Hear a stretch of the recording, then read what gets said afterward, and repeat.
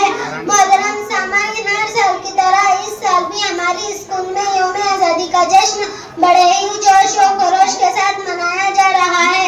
आज़ादी से कबल हम अंग्रेजों की गुलामी की जंजीरों में जकड़े हुए थे।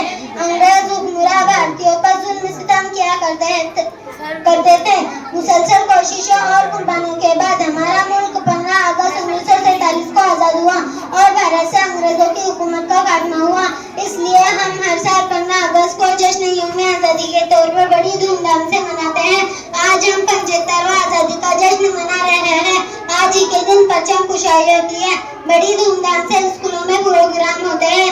इस खुशी के मौके पर हम खुलूस और मोहब्बत के साथ आज़ादी की लड़ाई में हिस्सा लेने वाले अजीम रहनुमा और शहीदों को याद करते हैं, जिन्होंने इस मुल्क के लिए अपनी जान की कुर्बानी दी, जैसे महात्मा गांधी, पंडित जवाहरलाल नेहरू, शौकत अली, शहीद अशफाक उल्लाह खान अब्दुल गफ्फार खान, मौलाना अबुल कलाम आजाद, डॉक्टर बाबा साहब अम्बेडकर, डॉक्टर जाकिर हुसैन वगैरह को गिरज अकीदत पेश करती हूँ। हमारे मुल्क में अमन शांति और ऐसी अल्लाह से दुआ करती हूँ।